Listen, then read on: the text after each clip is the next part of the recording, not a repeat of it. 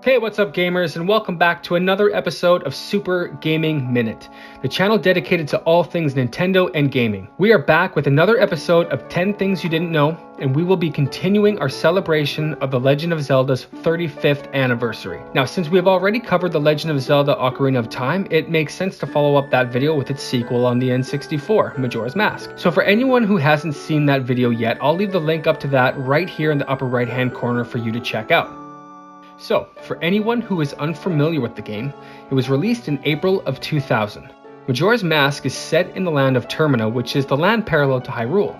Link finds his way into Termina, which follows immediately after the events of Ocarina of Time. Termina is trapped in a 3-day limbo, between the time when Link first enters Termina and when a giant, freakishly frightening, full-faced moon crashes into the land of Termina, causing its apocalyptic destruction and killing everyone who resides there. Skull Kid, who you might remember from Ocarina of Time, possessing Majora's Mask, willed Termina into existence via the power of the mask, combining with Skull Kid's own feelings. There's a lot to go over here when it comes to this entry. We are truly in for a treat, you guys. But before we get into everything, don't forget to like the video. As a small YouTube channel looking to grow, liking the videos do so much to help me out, and it helps keep my poor self-esteem up too, so that would be fantastic. So go ahead, give it hell and smash the like button. Also, if you like these types of videos, expect to see a new video twice a week from me. The best way to ensure that you don't miss out on new content is to subscribe to the SGM YouTube channel. But enough of the pitch, let's get right into things.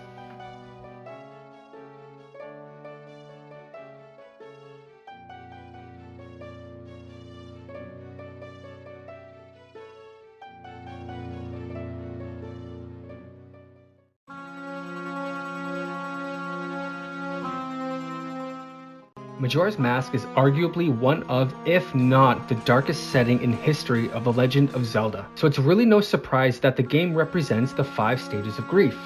There's denial, anger, bargaining, depression, and then finally acceptance. Clock Town is the first stage, denial. With the citizens of Clock Town refusing to believe that the moon is getting closer and closer as each day passes, and blindly continue setting up for the Carnival of Time. Woodfall is the second stage, anger, which shows the Deku King who lashes out unapologetically to a monkey about his lost daughter, and completely fails to think rationally about the situation. Snowhead is the third stage, bargaining, and where the ghost of Darmani relentlessly begs for Link to revive him at any cost. Green Bay is the fourth stage, depression, which involves Lulu and her missing eggs. Icona Valley is the fifth and final stage, acceptance, where Link sees lifeless visions of himself and must decide to move on or end up like those there.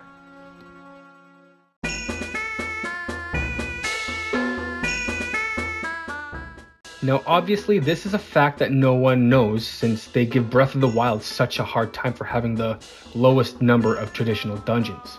It's just not true, okay? Now, that's not to say that Majora's Mask has little to no content, because that's the farthest thing from the truth. It's actually a fact that Majora's Mask has one of the highest side quest counts of any Zelda game to date. Majora's Mask only features 4 different dungeons. Breath of the Wild has 5. The 4 dungeons are Woodfall, Snowhead, Great Bay, and Stone Tower Temples. So the next time people are trolling on the internet saying that Breath of the Wild sucks because it only has 5 dungeons, but praise Majora's Mask for its unique gameplay and huge amount of content, show them this video and rub your newfound knowledge of Zelda's games in their smug little trolling faces. Breath of the Wild is a masterpiece, okay? Anyways, back on track.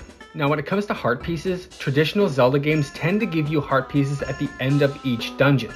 In order to even out the gameplay and your odds of survival, the player must perform multiple side quests and minigames to improve their health.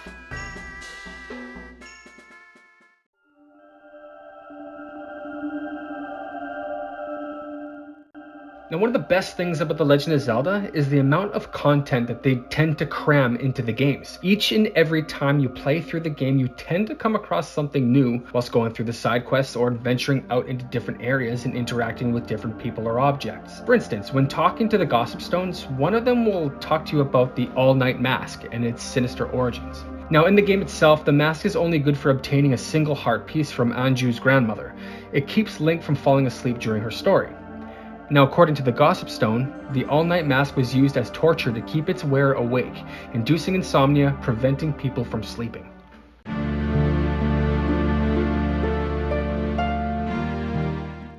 The opening to Majora's Mask has Link racing through the forest looking for a beloved and invaluable friend that he had parted ways with when he fulfilled his heroic destiny during Ocarina of Time. But the game doesn't really go into detail about who he's searching for. Although it seems pretty obvious who he is looking for, the game doesn't really go into any more detail about who this friend could be. The book Hyrule Historia, released 11 years after the release of Majora's Mask, would address this, confirming what we all should have already known, that he was in fact looking for Navi. Now, some people thought that he was actually looking for Skull Kid, who Link played music with in the Lost Woods, which never really made sense to me. Link had never bonded quite as well with anyone but Navi, other than Princess Zelda or Saria, who turned out to be the Forest Sage and wouldn't be looking for her.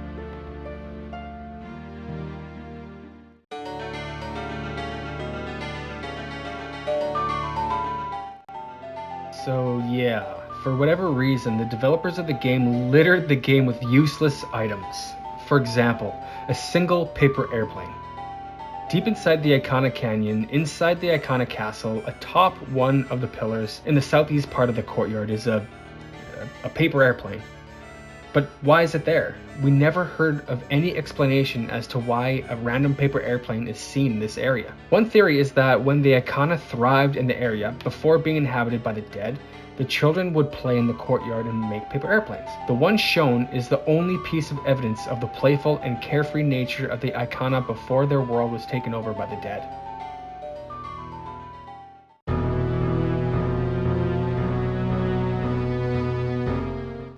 The IQ Player was a plug-and-play system developed for the Chinese market from Nintendo and IQ Limited. The console was developed to stop the piracy of games by porting them, and only about 12,000 units were sold on the Chinese market. Only 14 games were ever released for the IQ, of which included Ocarina of Time. Unfortunately, Majora's Mask never made the cut onto the system. Apparently this was due to the dark tone and the sinister looking moon in the game, and fears that video games were becoming too violent. Although pictures of Majora's Mask were featured on the box for the IQ, it apparently violated China's censorship laws and was canned.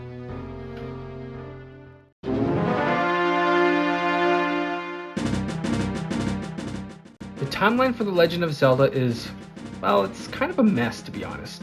But Ocarina of Time and Majora's Mask are direct sequels. The events of Majora's Mask take place about 6 months after the events of Ocarina of Time. But what happens in between the events of each game? Well, established in Legend of Zelda Twilight Princess, as soon as Link goes back in time after the events of Ocarina of Time, he immediately goes back to the first time he meets Princess Zelda to expose Ganondorf's plan. From there, they attempt to execute Ganondorf. Although us who have played Twilight Princess know he survives that execution, and unknown to everyone else, they all go back to everyday life, and Link ends up in Termina, does the whole hero bit again, comes home, and then begins his life as an ordinary soldier, and marries Marin.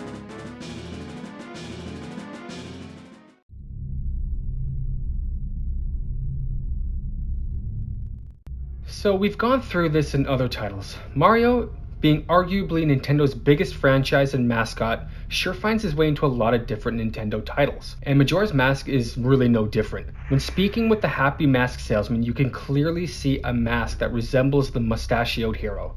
Now, I'm not trying to insult your intelligence. I'm sure 90% of the players out there who have eyes saw this mask on the Happy Mask Salesman. But come on, I had to include this in the list. If I didn't, people in the comments would call me out. Even though I'm sure people in the comments will now call me out saying that this is totally something they already knew and goes against the whole, 10 things you didn't know title. It could be considered blatant clickbait. Anyway, I'm going down that YouTube comment rabbit hole. Please just don't comment on the Mario Mask fact, okay? Please. Or do. I don't care.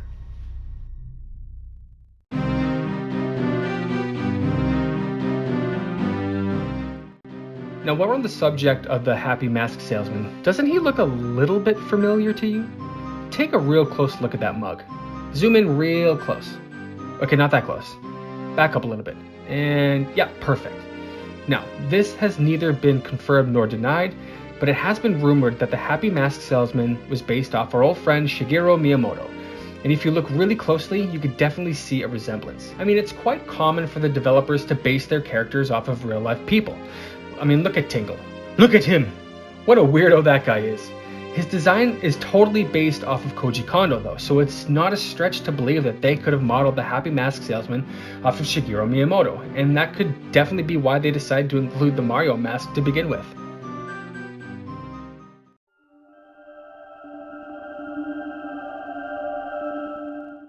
So looking back at the character model of Link in Ocarina of Time and comparing that model with the one in Majora's Mask, it isn't hard to see that they put a lot more detail into our hero.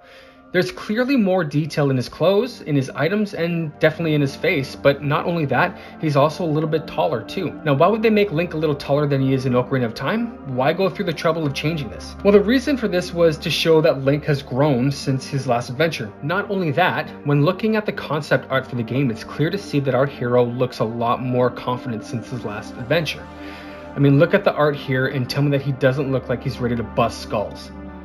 I mean, quite a bit of effort has been made in ensuring the audience is aware that Link has gotten wiser and clearly aged since Ocarina of Time. Now, looking at the gameplay, the developers even allowed Link to use some of adult Link's weapons, such as the fairy/hero's bow.